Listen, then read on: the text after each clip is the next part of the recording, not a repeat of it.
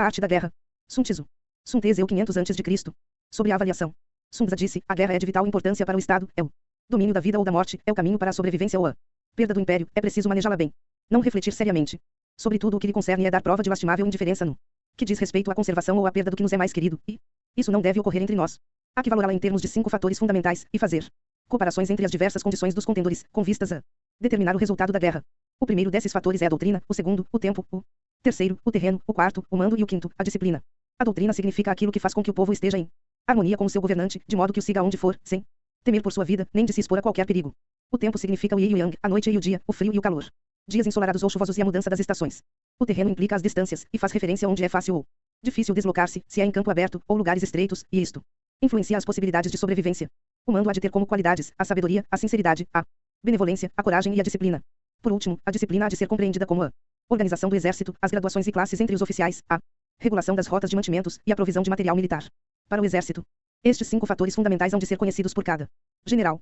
Aquele que os domina, vence, aquele que não os domina, sai derrotado. Portanto, ao traçar os planos, há de se comparar os seguintes 7 fatores, avaliando-se cada um com o maior cuidado. Qual dirigente é o mais sábio e capaz? Que comandante possui o maior talento? Que exército obtém vantagens da natureza e terreno? Em que exército se observam melhor os regulamentos e as instruções? Quais as tropas mais fortes? Que exército tem oficiais e tropas melhor treinadas? Que exército administra recompensas e castigos de forma mais justa? Mediante o estudo desses 7 fatores, serás capaz de adivinhar qual dos 2 grupos sairá vitorioso e qual será derrotado. O general que seguir o meu conselho vencerá. Esse general há de ser mantido na liderança. Aquele que ignorar os meus conselhos certamente será derrotado, e deve ser destituído. Além de prestar atenção aos meus conselhos e planos, o general deve criar uma situação que contribua para o seu cumprimento. Por situação quero dizer que deve levar em consideração a situação do campo, e atuar de acordo com o que lhe for vantajoso. A arte da guerra se baseia no engano. Portanto, quando és capaz de atacar, deves aparentar incapacidade e, quando as tropas se movem, aparentar inatividade. Se estás perto do inimigo, deves fazê-lo crer que estás longe, se longe, aparentar que se está perto. Colocar iscas para atrair o inimigo. Golpear o inimigo quando está desordenado. Preparar-se contra ele quando está seguro em todas as partes. Evitá-lo durante um tempo quando é mais forte. Se teu oponente tem um temperamento colérico, tenta irritá-lo. Se é arrogante, trata de adular o seu ego. Se as tropas inimigas se acham bem preparadas após uma reorganização, tenta desordená-las. Se estão unidas, semeia a dissensão entre suas fileiras. Ataca o inimigo quando não está preparado e aparece quando não te espera. Estas são as chaves da vitória pela estratégia. Agora, se as estimativas realizadas antes da batalha indicam vitória, é porque os cálculos cuidadosamente realizados mostram que tuas condições são mais favoráveis que as condições do inimigo. Se indicam derrota, é porque mostram que as condições favoráveis para a batalha são menores. Com uma avaliação cuidadosa, pudes vencer, sem ela, não pudes. Menos oportunidades de vitória terá aquele que não realiza cálculos precisos. Graças a este método, pode-se examinar a situação, e o resultado aparece claramente. Sobre o princípio das ações. Uma vez começada a batalha, ainda que estejas ganhando, se continuares por muito tempo, desanimarás as tuas tropas e embotarás a tua espada. Se estás sitiando uma cidade, esgotarás tuas forças. Se mantiveres o teu exército durante muito tempo em campanha, teus mantimentos se esgotarão. As armas são instrumentos de má sorte, empregá-las por muito tempo produzirá calamidades. Como se tem dito, os que a ferro matam, a ferro morrem. Quando as tuas tropas estão desanimadas, a tua espada embotada, esgotadas estão as tuas forças e os teus mantimentos são escassos, até os teus se aproveitarão da tua debilidade para si sublevarem. Assim, ainda que tenhas conselheiros sábios, ao final não poderás fazer que as coisas saiam bem. Por causa disso, tem-se ouvido falar de operações militares que são torpes e repentinas, porém nunca se viu nenhum especialista na arte da guerra que mantivesse a campanha por muito tempo. Nunca é benéfico para um país deixar que uma operação militar se prolongue por muito tempo. Como se diz comumente, ser rápido como o trovão que retumba, antes de que tenhas podido tapar os ouvidos, veloz como o relâmpago que brilha antes de haveres podido piscar. Portanto, os que não são totalmente conscientes da desvantagem de servir-se das armas não podem ser totalmente conscientes das vantagens de utilizá-las. Os que utilizam os meios militares com perícia não movimentam suas tropas 2 vezes, nem proporcionam alimentos em 3 ocasiões, com um mesmo objetivo. Isto quer dizer que não se deve mobilizar o povo mais de uma vez por campanha, e que imediatamente depois de alcançar a vitória não se deve regressar ao próprio país para fazer uma segunda mobilização. A princípio isto significa proporcionar alimentos para as próprias tropas. Porém depois que se tiram os alimentos ao inimigo, se ao invés de tomar os mantimentos e armas de teu próprio país, retirares do teu inimigo, estarás bem abastecido de armas e provisões. Quando um país empobrece por causa das operações militares, isso se deve ao transporte de provisões de um lugar distante. Se as transportas desde um lugar distante, o povo empobrecerá. Os que habitam próximo de onde está o exército podem vender suas colheitas a preços elevados, porém acaba-se deste modo o bem-estar da maioria da população. Quando se transportam as provisões para muito longe, ocorre ruína por causa do alto custo. Nos mercados próximos ao exército, os preços das mercadorias aumentam. Portanto, as longas campanhas militares constituem uma ferida para o país. Quando se esgotam os recursos, os impostos se arrecadam sob pressão. Quando o poder e os recursos se tenham esgotado, arruína-se o próprio país. O povo é privado de grande parte de seus produtos. Enquanto os gastos do governo para armamentos se elevam, os habitantes constituem a base de um país, os alimentos são a felicidade do povo. O príncipe deve respeitar este fato e ser austero em seus gastos. Em consequência, um general inteligente luta por desprover o inimigo de seus alimentos. Cada porção de alimento tomado ao inimigo equivale a 20 que te forneces a ti mesmo. Assim, pois, o que arrasa o inimigo é a imprudência e a motivação dos teus em fazer desaparecer as vantagens dos adversários. Quando recompensas teus homens com os benefícios que ostentavam os adversários, eles lutaram com iniciativa própria, e assim poderás tomar o poder e a influência que antes tinha o inimigo. É por isto que se diz que onde há grandes recompensas, há homens valentes. Por conseguinte, em batalha de carros, recompensa primeiro o que tomar ao menos 10 carros. Se recompensas a todo mundo, não haverá suficiente para todos. Assim, pois, oferece uma recompensa a um soldado para animar a todos os demais. Troca suas cores, dos soldados inimigos feitos prisioneiros. Utiliza-os misturados aos teus. Trata bem os soldados e presta-lhes atenção. Os soldados prisioneiros devem ser bem tratados, para conseguir que no futuro lutem para ti. A isto se chama vencer o adversário e incrementar por acréscimo as tuas próprias forças. Se utilizas o inimigo para derrotar o inimigo, serás poderoso em qualquer lugar aonde fores. Assim, pois, o mais importante em uma operação militar é a vitória, e não a persistência. Esta última não é benéfica. Um exército é como o fogo, se não o apagas, se consumirá por si mesmo. Portanto, sabemos que o que está à cabeça do exército está a cargo das vidas dos habitantes e da segurança da nação. 10. Sobre as proposições da vitória e a derrota. Como regra geral, é melhor conservar um inimigo intacto do que o destruir. Captura seus soldados para conquistá-los, e domina seus chefes. Um general dizia: pratica as artes marciais, calcula a força de teus adversários, faz com que percam o ânimo e a orientação, de maneira que, ainda estando intacto, o exército inimigo fique imprestável, isto é, ganhar sem violência. Se destruires o exército inimigo e matar seus generais, assaltas suas defesas disparando, reúnes uma multidão e usurpas um território, tudo isto é ganhar pela força. Por isto, os que ganham todas as batalhas não são realmente profissionais, os que conseguem que se rendam imputos os exércitos alheios sem lutar, são os melhores mestres do arte da guerra. Os guerreiros superiores atacam enquanto os inimigos estão projetando seus planos. Logo desfazem suas alianças. Por isso, um grande imperador dizia: o que luta pela vitória frente a espadas nuas não é um bom general. A pior tática é atacar uma cidade. Assediar, encurralar uma cidade só se leva a cabo como último recurso.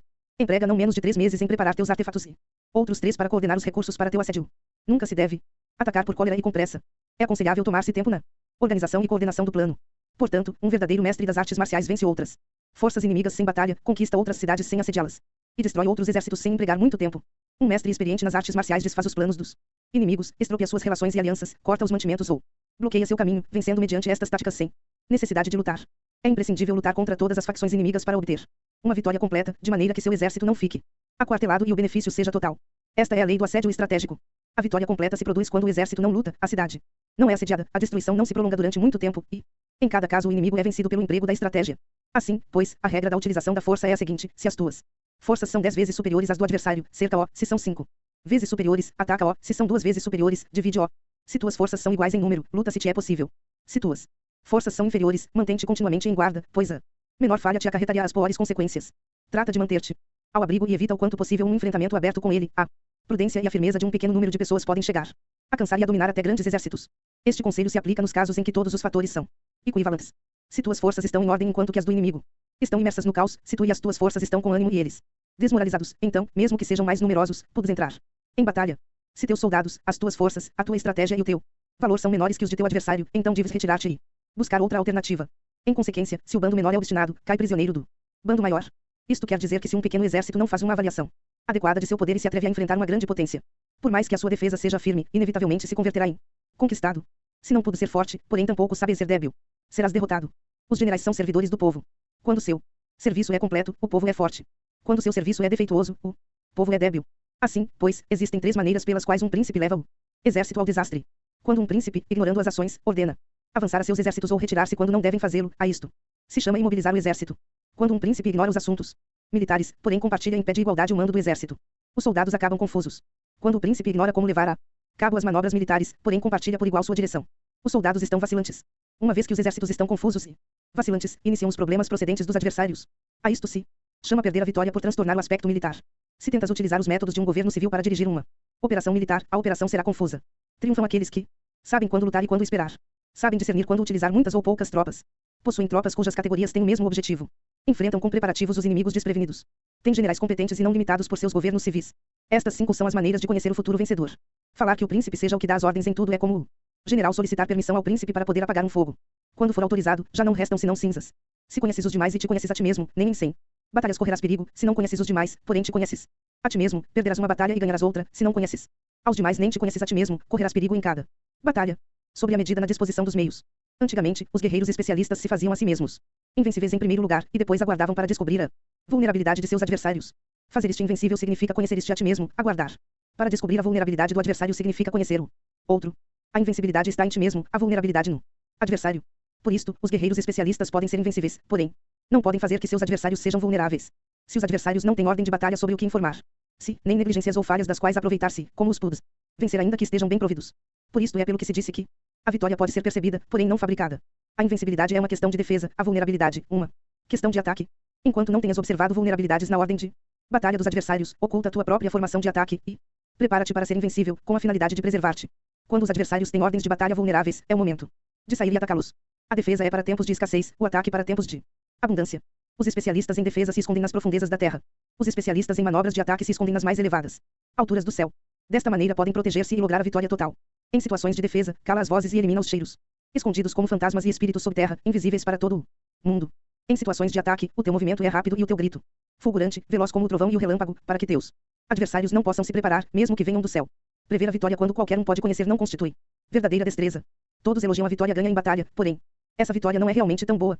Todos elogiam a vitória na batalha, porém o verdadeiramente desejável é poder ver o mundo do sutil e dar-se conta do mundo do oculto, até ao ponto de ser capaz de alcançar a vitória onde não exista forma.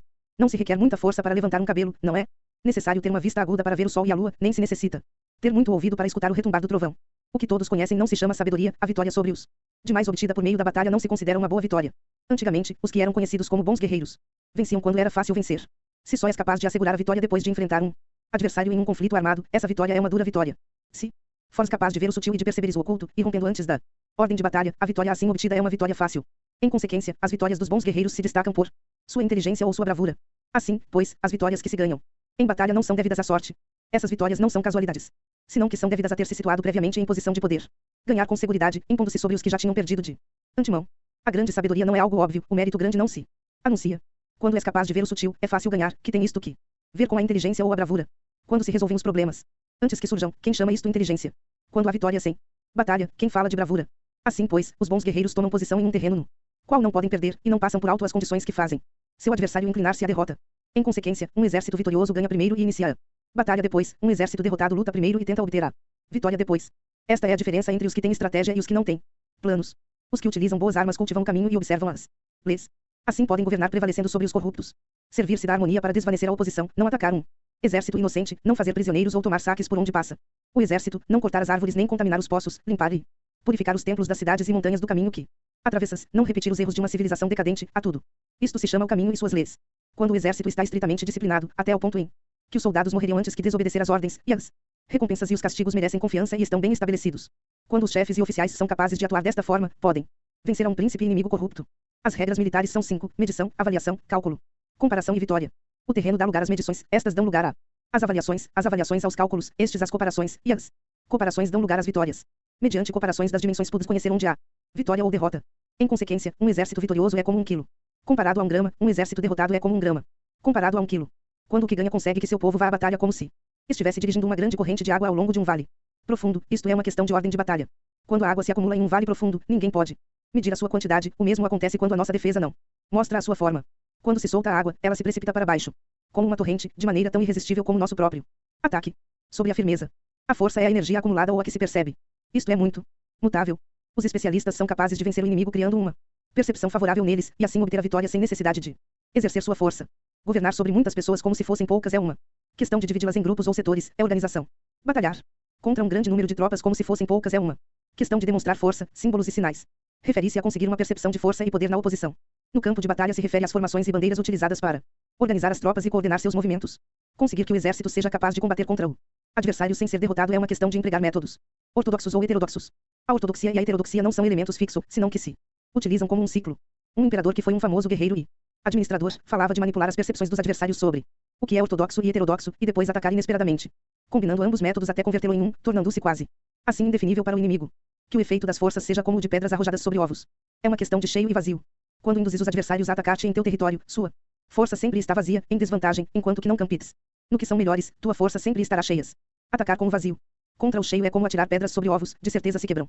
Quando se inicia uma batalha de maneira direta, a vitória se ganha por surpresa. O ataque direto é ortodoxo. O ataque indireto é heterodoxo.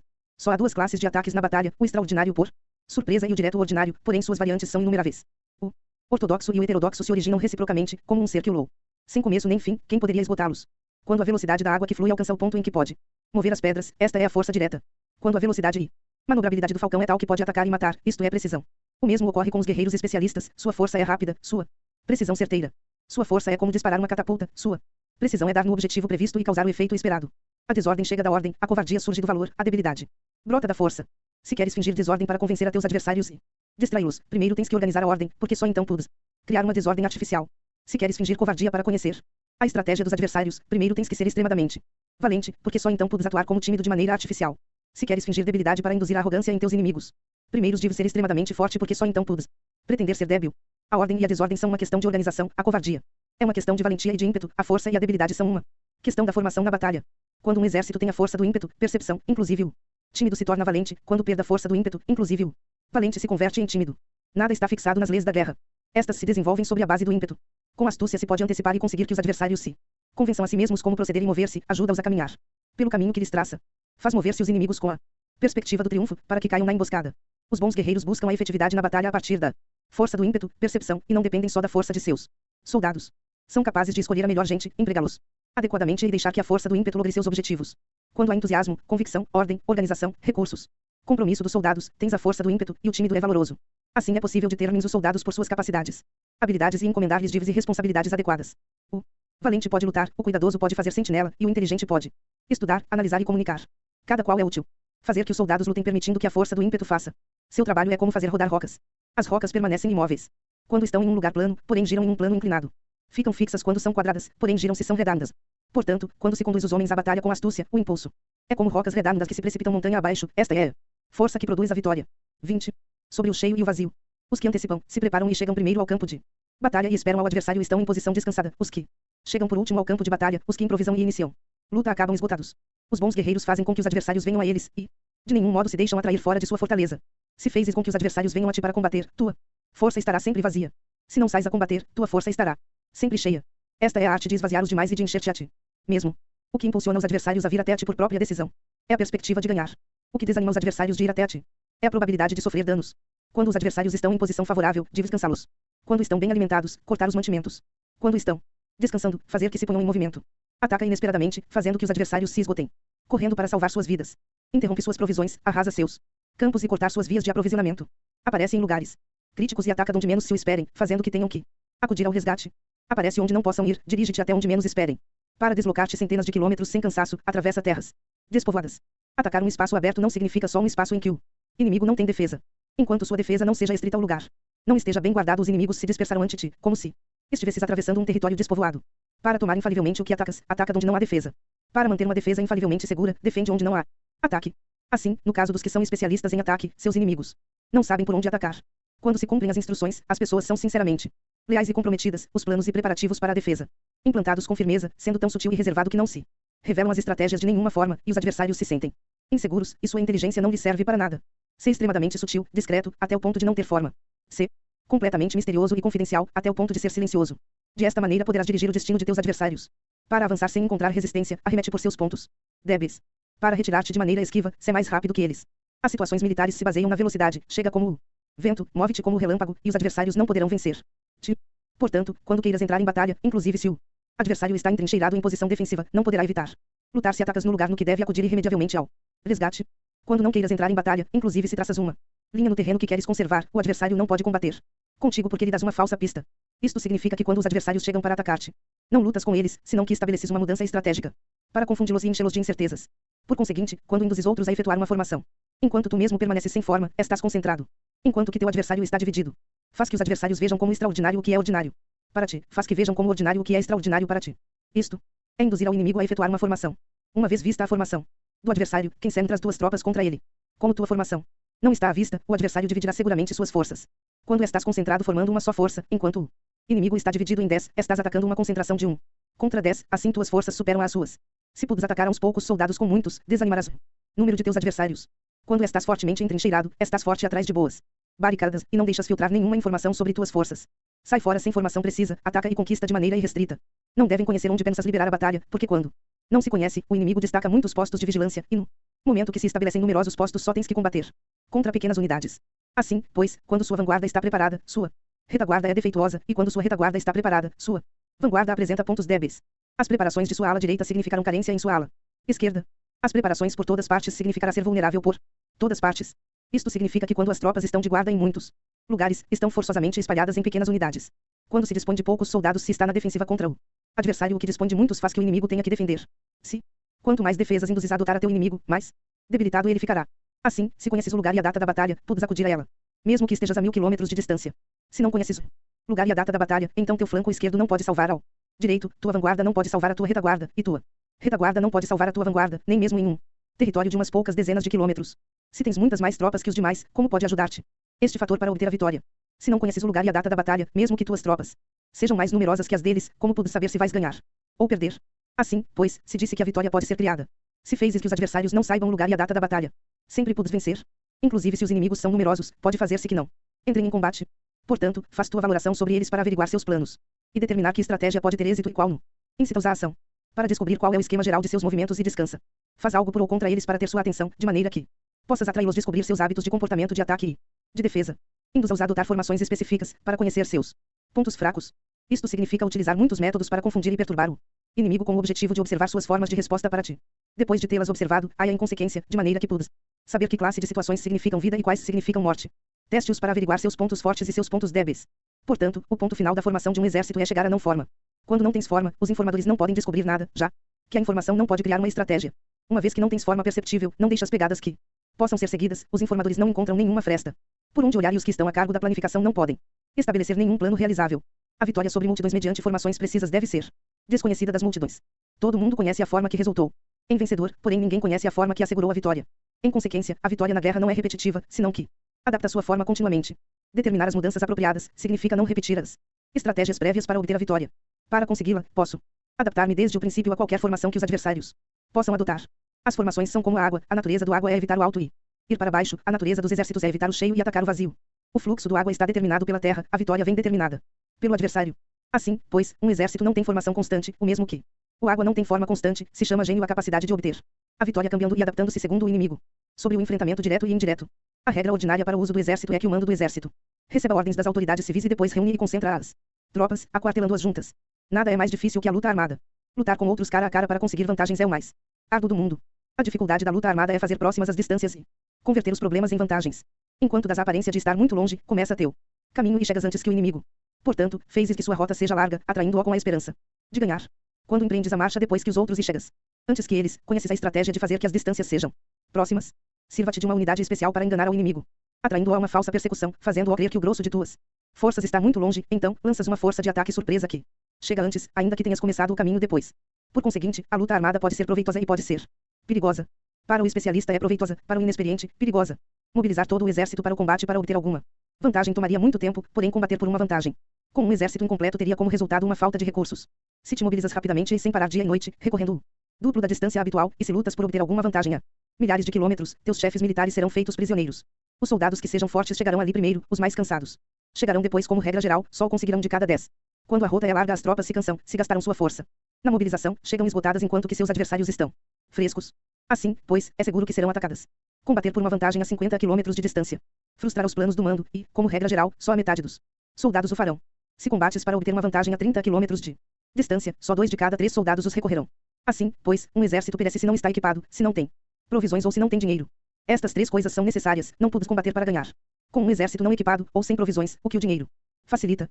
Portanto, se ignoras os planos de teus rivais, não podes fazer alianças precisas. A menos que conheças as montanhas e os basques, os desfiladeiros e os passos, e a condição dos pântanos, não podes manobrar com uma força armada. A menos que utilises guias locais, não podes aproveitar-te das vantagens do terreno. Só quando conheces cada detalhe da condição do terreno podes manobrar e guerrear. Por conseguinte, uma força militar se usa segundo a estratégia prevista, se mobiliza mediante a esperança de recompensa, e se adapta mediante a divisão e a combinação. Uma força militar se estabelece mediante a estratégia no sentido de que distraias ao inimigo para que não possa conhecer qual é a tua situação real e não possa impor sua supremacia. Se mobiliza mediante a esperança de recompensa, no sentido de que entra em ação quando vê a possibilidade de obter uma vantagem. Dividir e tornar a fazer combinações de tropas se fezes para confundir ao adversário e observar como ri de frente a ti. De esta maneira podes adaptar-te para obter a vitória. Por isto, quando uma força militar se move com rapidez é como o vento, quando vai lentamente é como o bosque, é voraz como o fogo e imóvel como as montanhas. É rápida como o vento no sentido que chega sem avisar e desaparece como o relâmpago. É como um bosque porque tem uma ordem. É voraz como o fogo que devasta uma planície sem deixar para trás sequer um ramo de erva. É imóvel como uma montanha quando se aquartela. É tão difícil de conhecer como a escuridão, seu movimento é como um trovão que retumba. Para ocupar um lugar, divide as tuas tropas. Para expandir teu território, divide benefícios. A regra geral das operações militares é desprover de alimentos ao inimigo tudo o que se possa. Em localidades onde as gentes não têm muito, é necessário dividir as tropas em grupos pequenos para que possam tomar em diversas partes o que necessitam, já que só assim terão suficiente Quanto a dividir o saque, significa que é necessário reparti-lo entre as tropas para guardar o que foi conquistado, não deixando que o inimigo o recupere. Age depois de ter feito estimativas. Ganha o que conhece primeiro. À medida do que está longe e o que está próximo, esta é a regra geral da luta armada. O primeiro que faz o movimento é o convidado, o último é o anfitrião. O convidado o tem difícil, o anfitrião o tem fácil. Perto e longe significam deslocamento, o cansaço, a fome e frio surgem do deslocamento. Um antigo livro que trata de assuntos militares disse: as palavras não são escutadas, para isso se fazem os símbolos e os tambores. As bandeiras e os estandartes se fazem por causa da ausência de visibilidade. Símbolos, tambores, bandeiras e estandartes se utilizam para concentrar e unificar os ouvidos e os olhos dos soldados. Uma vez que estão unificados, o valente não pode atuar só, nem o tímido pode retirar-se solo. Esta é a regra geral do emprego de um grupo. Unificar os ouvidos e os olhos dos soldados significa fazer que olhem e escutem em uníssono de maneira que não caiam na confusão e desordem. As sinais se utilizam para indicar direções e impedir que os indivíduos vão onde bem quiserem. Assim, pois, em batalhas noturnas, utiliza fogos e tambores, e em batalhas diurnas serve-te de bandeiras e estandartes, para controlar os ouvidos e os olhos dos soldados. Utiliza muitos sinais para confundir as percepções do inimigo e fazer-lhe temer teu temível poder militar. Desta forma, fezes desaparecer a energia de seus exércitos e desmoralizas a seus generais. Em primeiro lugar, deves ser capaz de manter-te firme em teu próprio coração, só então podes desmoralizar aos generais inimigos. Por isto, a tradição afirma que os habitantes de outros tempos tinham a firmeza para desmoralizar, e a antiga lei dos que conduziam carros de combate dizia que quando a mente original é firme, a energia fresca é vitoriosa.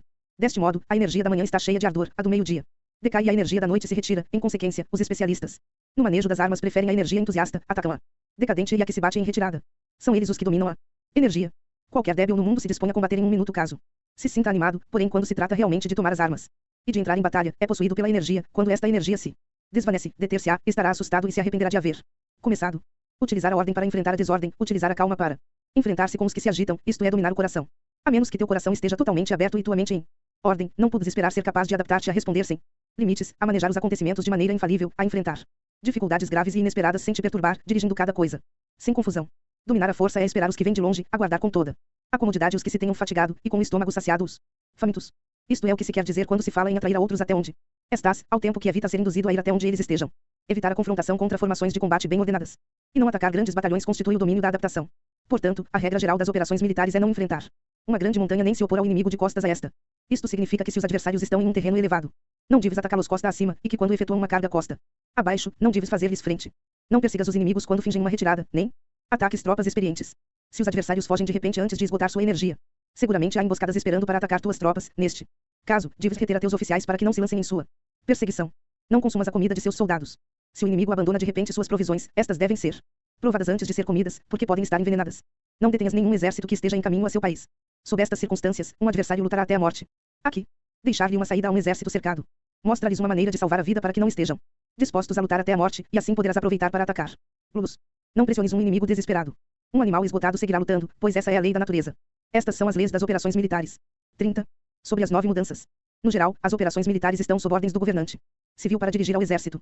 O general não deve erguer seu acampamento em terreno difícil. Deixa que se estabeleçam relações diplomáticas nas fronteiras. Não permaneças em um território árido nem isolado. Quando te achas em terreno fechado, prepara alguma estratégia e mova-te. Quando te achares em terreno mortal, luta. Terreno fechado significa que existem lugares escarpados que te rodeiam por todas partes, de maneira que o inimigo tem mobilidade, que pode chegar e ir-se com liberdade, porém a ti é difícil sair e voltar. Cada rota deve ser estudada para que seja a melhor. Há rotas que não deves usar, exércitos que não devem de ser atacados, cidades que não devem ser sitiadas, terrenos sobre os que não se deve combater, e ordens de governantes civis que não devem ser obedecidas.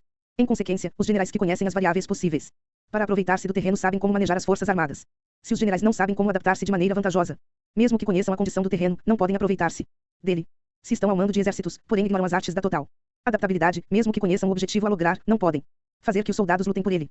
Se és capaz de ajustar a campanha de modo que mude conforme ao ímpeto das forças, então a vantagem não muda, e os únicos que são prejudicados são os inimigos. Por esta razão, não existe uma estrutura permanente.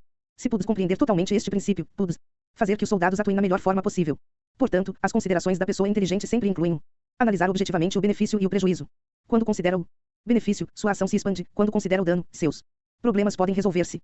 O benefício e o dano são interdependentes, e os sábios os têm em conta. Por isso, o que retira os adversários é o dano, o que os mantém ocupados é a ação, e o que lhes motiva é o benefício. Cansa os inimigos mantendo-os ocupados e não deixando-lhes respirar. Porém, antes de lográ-lo, tens que realizar previamente teu próprio labor. Esse trabalho consiste em desenvolver um exército forte, um povo próspero, uma sociedade harmoniosa e uma maneira ordenada de viver. Assim, pois, a norma geral das operações militares consiste em não contar com que o inimigo não acuda, se não confiar em ter os meios de enfrentá-lo, não contar com que o adversário não ataque, se não confiar em possuir o que não pode ser atacado. Se pudes recordar sempre o perigo quando estás a salvo e o caos em tempos de ordem, permanece atento ao perigo e ao caos enquanto não tenham, todavia, forma, e evita-os antes de que se apresentem. Esta é a melhor estratégia de todas. Por isto, existem 5 riscos que são perigosos nos generais. Os que estão dispostos a morrer, podem perder a vida, os que querem preservar a vida, podem ser feitos prisioneiros, os que são dados a apaixonamentos irracionais, podem ser ridicularizados, os que são muito puritanos, podem ser desonrados, os que são compassivos, podem ser perturbados. Se te apresentas em um lugar que com toda segurança os inimigos se precipitarão a defender, as pessoas compassivas se apressarão invariavelmente a resgatar seus habitantes, causando a si mesmas problemas e cansaço. Estes são 5 riscos que constituem defeitos nos generais e que são desastrosos para as operações militares. Os bons generais são diferentes, comprometem-se até a morte. Porém não se aferram à esperança de sobreviver, atuam de acordo com os acontecimentos, em forma racional e realista, sem deixar-se levar por as emoções nem estar sujeitos a ficar confusos. Quando vem uma boa oportunidade, são como tigres, em caso contrário cerram suas portas. Sua ação e sua não ação são questões de estratégia, e não podem ser agradados nem aborrecidos. Sobre a distribuição dos meios. As manobras militares são o resultado dos planos e estratégias na maneira mais vantajosa para ganhar. Determinam a mobilidade e eficiência das tropas. Se vais colocar teu exército em posição de observar ao inimigo, atravessa rápido as montanhas e vigia-os de um vale. Considera o efeito da luz e mantenha-te na posição mais elevada do vale. Quando combateres numa montanha, ataca de cima para baixo. E não o contrário. Combate estando costa abaixo e nunca costa acima. Evita que a água divida tuas forças, afasta-te das condições desfavoráveis o quanto antes. Não enfrentes os inimigos dentro da água, é conveniente deixar que passem a metade de suas tropas e nesse momento dividi-las e atacá-las. Não te citos rio abaixo. Não caminhes contra da corrente, nem em contra o vento. Se acampas na beira de um rio, teus exércitos podem ser surpreendidos de noite, empurrados para se afogar ou se lhes pode colocar veneno na corrente. Tuas barcas não devem ser amarradas corrente abaixo, para impedir que o inimigo aproveite a corrente, lançando seus barcos contra ti. Se atravessa pântanos, faça-o rapidamente. Se te encontras frente a um exército em meio de um pântano, permanece próximo de suas plantas aquáticas ou respaldado pelas árvores. Em uma planície, toma posições que sejam fáceis de manobrar, mantendo as elevações do terreno atrás e à tua direita, estando as partes mais baixas diante e as mais altas atrás. Geralmente, um exército prefere um terreno elevado e evita um terreno baixo, aprecia a luz e detesta a escuridão. Os terrenos elevados são estimulantes, e portanto, a gente se acha a gosto em eles, ademais são convenientes para adquirir a força do ímpeto. Os terrenos baixos são úmidos, o qual provoca enfermidades e dificulta o combate. Cuida da saúde física de teus soldados com os melhores recursos disponíveis. Quando não existe a enfermidade em um exército, se disse que este é invencível. Onde haja montículos e terraplanos, situa-te em seu lado ensolarado, mantendo-os sempre à tua direita e atrás.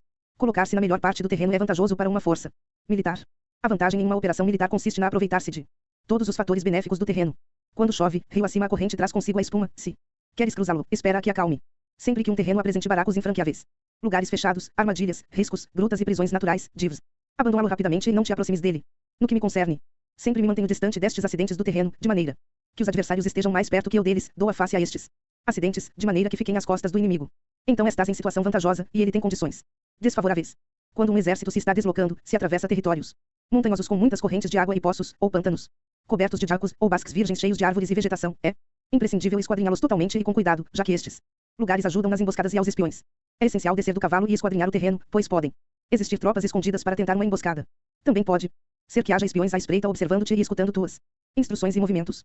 Quando o inimigo está perto, permanece calmo, queres dizer que se achas em posição forte. Quando está longe, porém tenta provocar hostilidades, queres que avances. Se, ademais, sua posição é acessível, isso queres dizer que lhe é favorável. Se um adversário não conserva a posição que lhe é favorável pelas condições do terreno e se situa em outro lugar conveniente, deve ser porque existe alguma vantagem tática para agir desta maneira. Se as árvores se movem, é que o inimigo se está aproximando. Se há obstáculos entre os brejos, é que tomaste um mau caminho. A ideia de pôr muitos obstáculos entre os matos é fazer-te pensar que existem tropas emboscadas escondidas em meio de ela. Se os pássaros alçam voo, há tropas emboscadas no lugar. Se os animais estão assustados, existem tropas atacantes. Caso se elevem colunas de pó altas e espessas, há carros que se estão aproximando. Se são baixas e largas, aproximam-se soldados a pé. Nuvens de fumaça esparsas significam que se está cortando lenha. Pequenas nuvens de pó que vão e vêm indicam que se está levantando o acampamento. Se os emissários do inimigo pronunciam palavras humildes, enquanto este incrementa seus preparativos de guerra, isto quer dizer que vai avançar. Quando se pronunciam palavras altissonantes e se avança ostensivamente, é sinal de que o inimigo se vai retirar. Se seus emissários vêm com palavras humildes, envia espiões para observar o inimigo e comprovarás que está aumentando seus preparativos de guerra. Quando os carros ligeiros saem em primeiro lugar e se situam nos flancos, estão estabelecendo uma frente de batalha. Se os emissários chegam pedindo a paz sem firmar um tratado, significa que estão tramando algum complô. Se o inimigo dispõe rapidamente seus carros em filas de combate, é que está esperando reforços. Não se precipitarão para um encontro ordinário se não entendem que lhe será enviada ajuda, ou deve haver uma força que se ache à distância e que é esperada em um determinado momento para unir suas tropas e atacar-te. Convém antecipar, preparar-se imediatamente para esta eventualidade.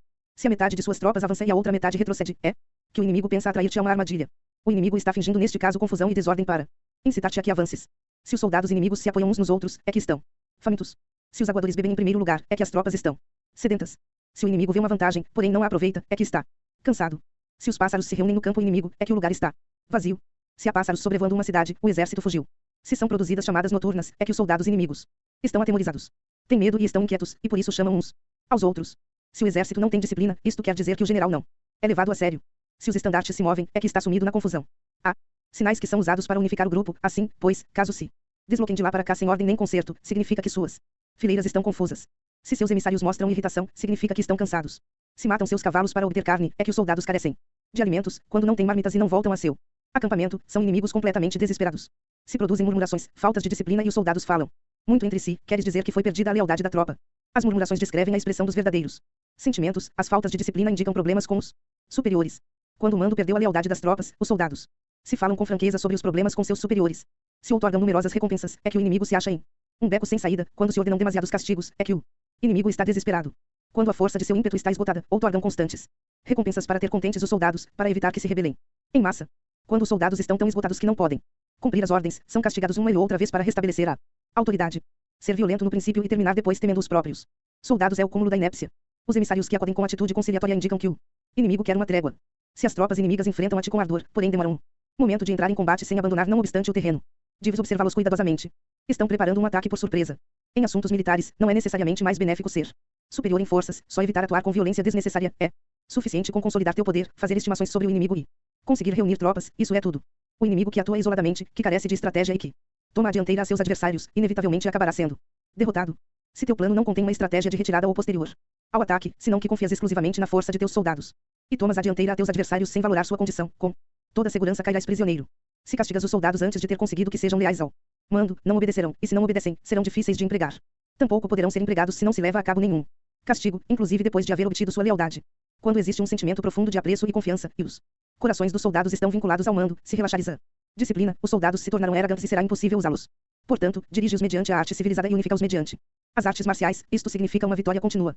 Arte civilizada significa humanidade, e artes marciais significam regulamentos. Mandar-lhes com humanidade e benevolência, unificá-los de maneira estrita e firme. Quando a benevolência e a firmeza são evidentes, é possível estar seguro da vitória.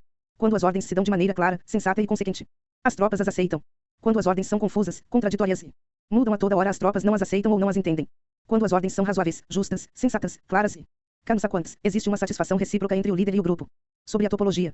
Alguns terrenos são fáceis, outros difíceis, alguns neutros, outros estreitos, acidentados ou abertos. Quando o terreno seja acessível, seja o primeiro a estabelecer tua posição, escolhendo as alturas ensolaradas, uma posição que seja adequada para transportar os mantimentos, assim terás vantagem. Quando fores a batalha. Quando estiveres em terreno difícil de sair, estás limitado. Neste terreno, se teu inimigo não está preparado, podes vencer se cego és adiante, porém se o inimigo está preparado e cego és adiante, terás muitas dificuldades para retornar de novo a ele, o que contará contra ti. Quando é um terreno desfavorável para ambos, disse que é um terreno neutro. Em um terreno neutro, inclusive se o adversário te oferece uma vantagem, não te aproveites de ela, retira-te, induzindo a sair a metade das tropas inimigas, e então cai sobre ele aproveitando-te desta condição favorável. Em um terreno estreito, se és o primeiro a chegar, deves ocupá-lo totalmente e esperar o adversário. Se ele chega antes, não o persiga-se. Bloqueia os desfiladeiros. Persiga-o só se não os bloqueia. Em terreno acidentado, se és o primeiro a chegar, deves ocupar seus pontos altos e ensolarados e esperar o adversário. Se este já os ocupou antes, retira-te e não o persigas. Em um terreno aberto, a força do ímpeto se encontra igualada, e é difícil provocar-lhe a combater de maneira desvantajosa para ele. Entender estas 6 classes de terreno é a responsabilidade principal do general, e é imprescindível considerá-los. Estas são as configurações do terreno, os generais que as ignoram saem derrotados. Assim, pois, entre as tropas estão as que fogem, que se retraem, as que se derrubam, as que se rebelam e as que são derrotadas. Nenhuma destas circunstâncias constituem desastres naturais, senão que são devidas aos erros dos generais. 40. As tropas que têm o mesmo ímpeto, porém que atacam em proporção de 1 contra 10, saem derrotadas.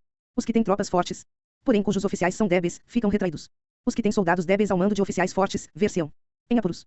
Quando os oficiais superiores estão encolerizados e são violentos, e enfrentam o inimigo por sua conta e por despeito, e quando os generais ignoram suas capacidades, o exército desmoronará. Como norma geral, para poder vencer ao inimigo, todo o mando militar deve ter uma só intenção e todas as forças militares devem cooperar.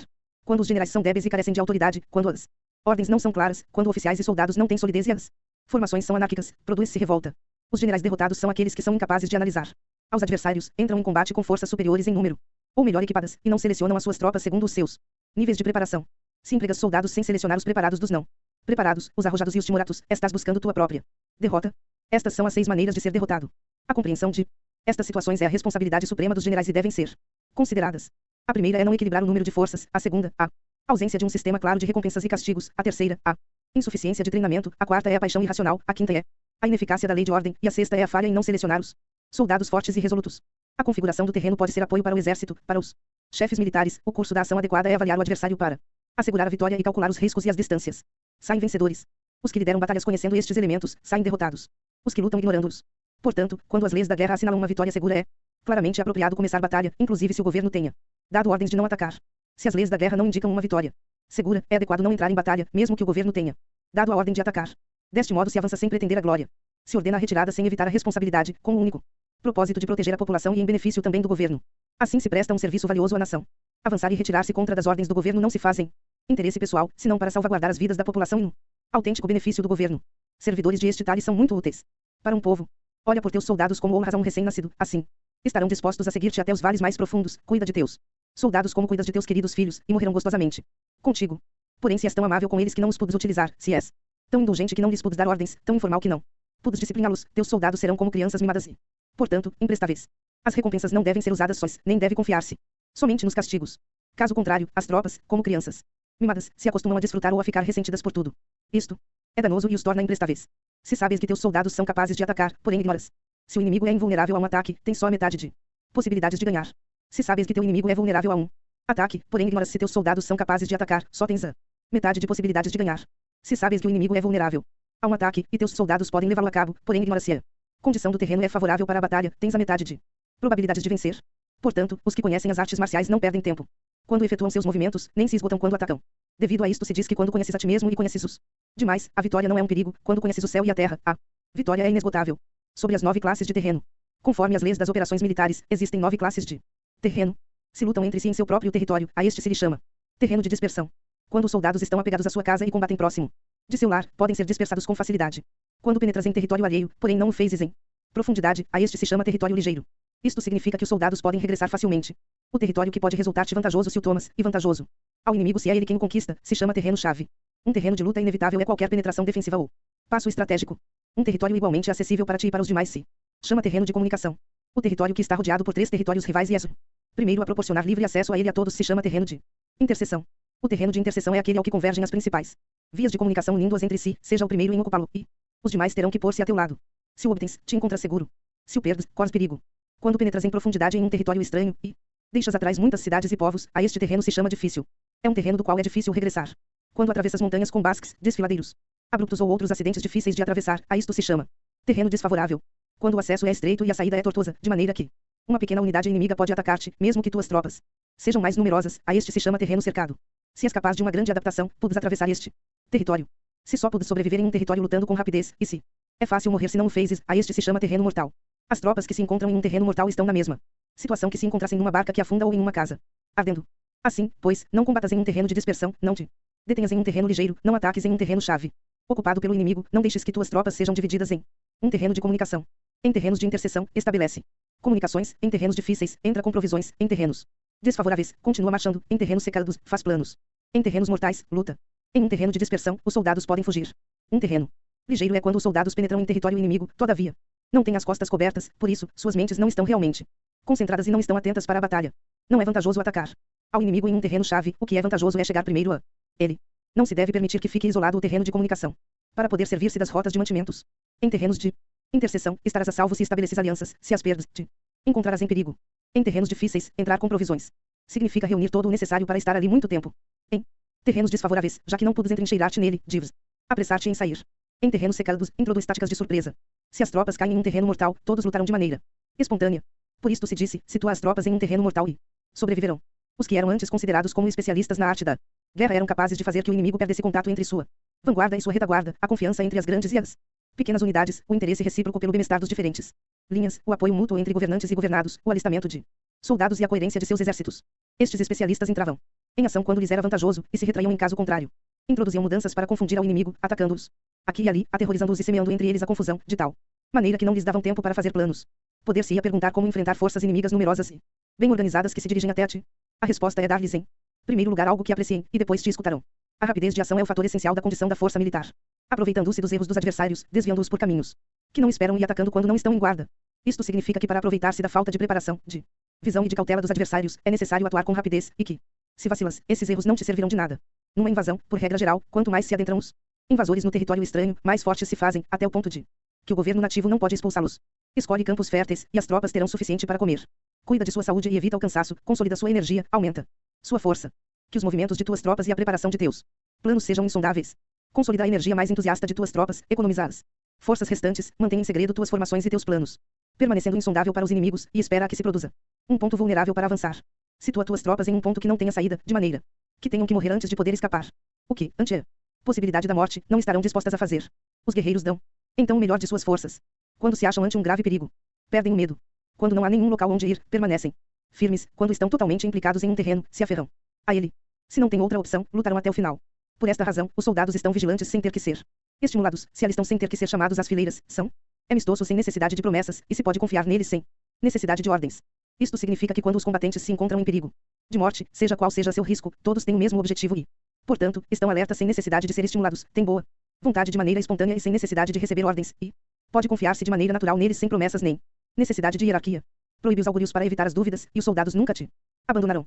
Se teus soldados não têm riquezas, não é porque as desdenhem. Se não têm mais longevidade, não é porque não queiram viver mais tempo. O dia em que se dá a ordem de marcha, os soldados choram.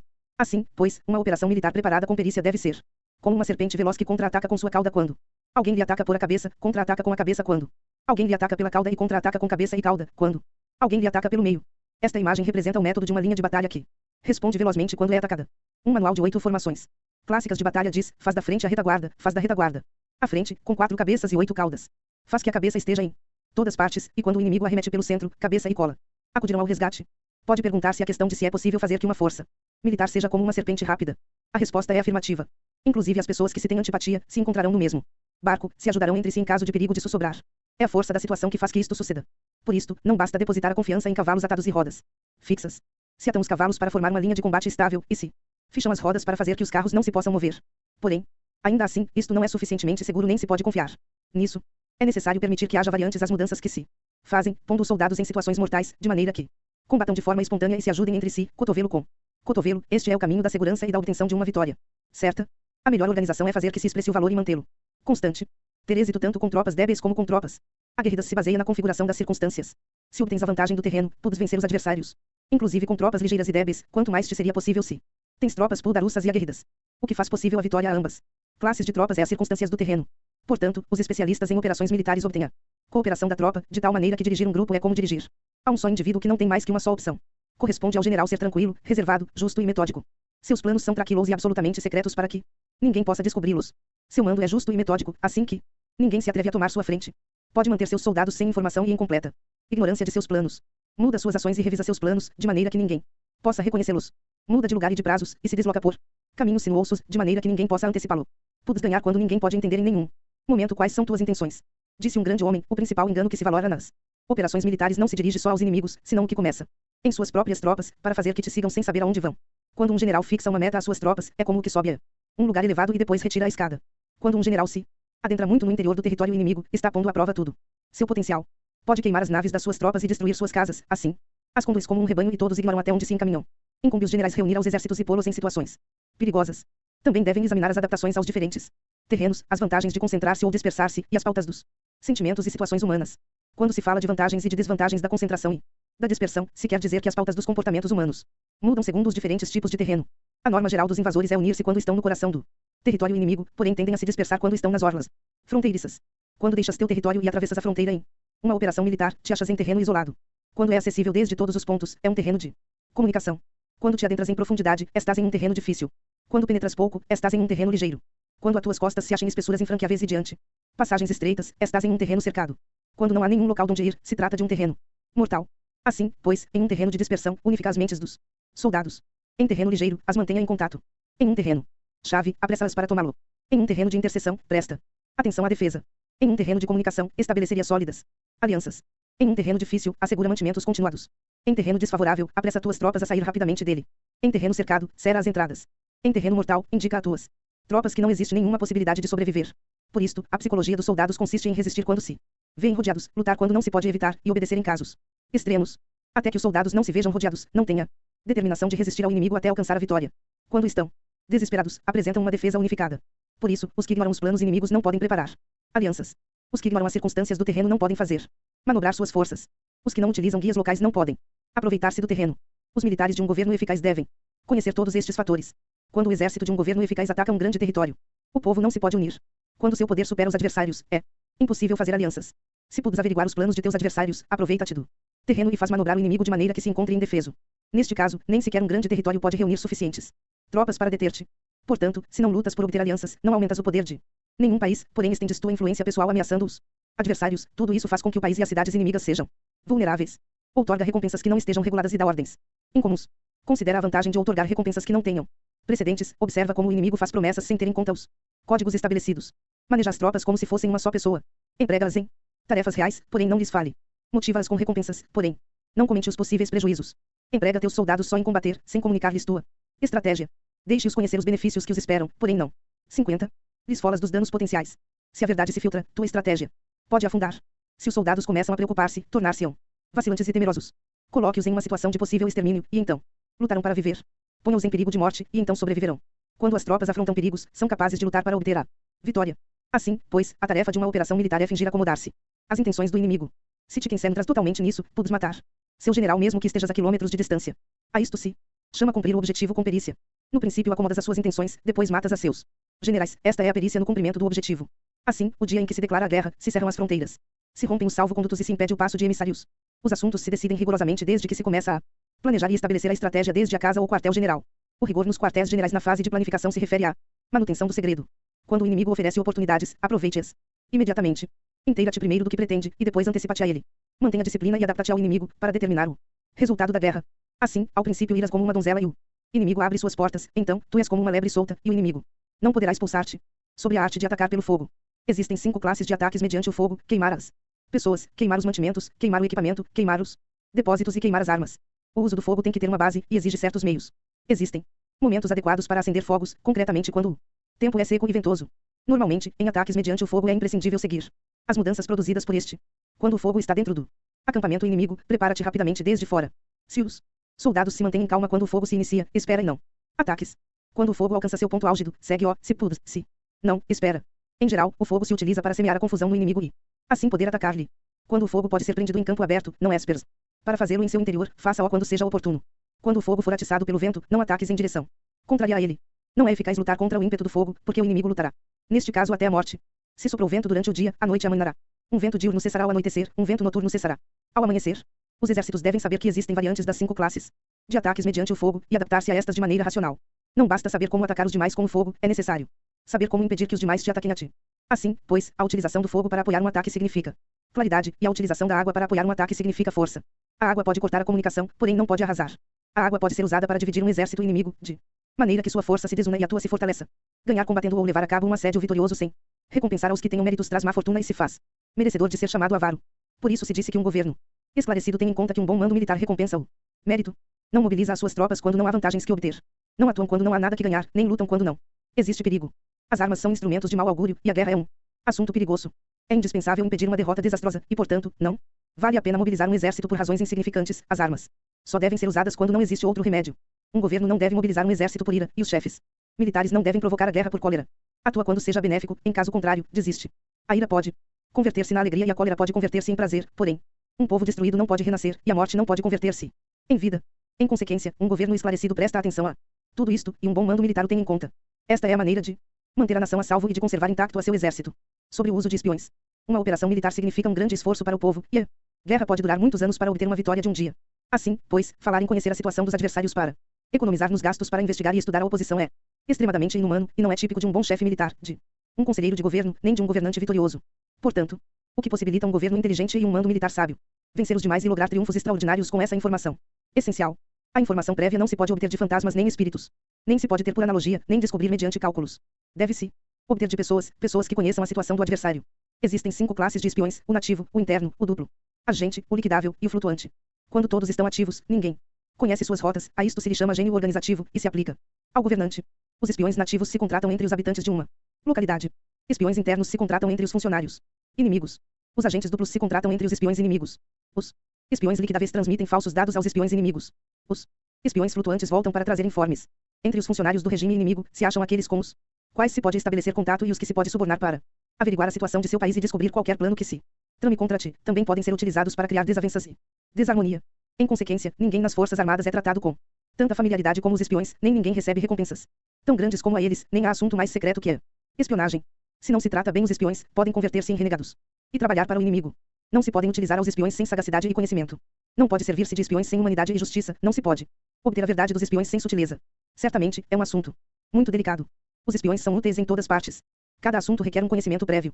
Se algum assunto de espionagem é divulgado antes que o espião seja informado, este e o que o divulgou devem ser eliminados. Sempre que queiras atacar um exército, assediar uma cidade ou atacar uma pessoa, deves de conhecer previamente a identidade dos generais que a defendem, de seus aliados, seus visitantes, suas sentinelas e de seus criados, assim, pois, faz que teus espiões averiguem tudo sobre eles. Sempre que vais atacar e combater, deves conhecer primeiro os talentos dos servidores do inimigo, e assim podes enfrentá-lo segundo suas capacidades. Deves buscar agentes inimigos que tenham vindo espionar, suborná-los e induzi-los a passar para teu lado, para poder utilizá-los como agentes duplos. Com a informação obtida desta maneira, podes encontrar espiões nativos e espiões internos para contratá-los. Com a informação obtida destes, podes fabricar informação falsa servindo-te de espiões liquidáveis. Com a informação assim obtida, podes fazer que os espiões flutuantes atuem segundo os planos previstos. É essencial a um governante conhecer as 5 classes de espionagem, e este conhecimento depende dos agentes duplos. Assim, estes devem ser bem tratados. Assim, só um governante brilhante ou um general sábio que possa utilizar os mais inteligentes para a espionagem pode estar seguro da vitória. A espionagem é essencial para as operações militares, e os exércitos dependem dela para levar a cabo suas ações. Não será vantajoso para o exército atuar sem conhecer a situação do inimigo, e conhecer a situação do inimigo não é possível sem a espionagem. Princípios da arte da guerra. Todas as espécies de conflitos são formas de guerra. 1. Se você não conhece o inimigo nem a si mesmo, perderá todas as batalhas. 2. A arte da guerra é uma questão de vida ou morte, um caminho para a segurança como para a ruína. Em nenhuma circunstância deve ser negligenciada. 3. O mérito supremo consiste em quebrar a resistência do inimigo sem lutar. A glória suprema é quebrar a resistência do inimigo sem lutar. 4. Apenas gostar ou usar muito de palavras não basta, é preciso saber transformá-las em atos e ação. 5. Preparar iscas para atrair o inimigo, fingir desorganização e depois esmagá-lo. Quando perto, fazê-lo acreditar que estamos longe. Quando longe, vice-versa. Se ele for superior, evite combater. Se ele for temperamental, procure irritá-lo. Finja estar fraco, ele se tornará arrogante. Se ele estiver tranquilo, não lhe dê sossego. Ataque onde ir. Quando ele se mostrar despreparado, apareça quando não estiver sendo esperado. 6. O valor do tempo vale mais que superioridade numérica. 7. Será vencedor quem souber quando e como lutar, não lutar. Manobrar, preparar, e quem tiver capacidade militar, não sofrendo a interferência do soberano. 8. O verdadeiro mérito é planejar secretamente, deslocar-se rapidamente e frustrar as intenções do inimigo, impedindo seus planos. 9. O guerreiro inteligente é alguém que não apenas vence, mas se sobressai vencendo com facilidade. 10. O guerreiro vence os combates não cometendo erros, pois significa conquistar um inimigo já derrotado. 11. O guerreiro hábil coloca-se numa posição que torna a derrota impossível e não perde a oportunidade de aniquilar o inimigo. 12. A qualidade da decisão é como a calculada arremetida de um falcão. O bom combatente deve ser flexível no seu ataque e rápido na decisão. 13. A energia é comparada ao retirar de uma besta a decisão, ao acionar de um gatilho.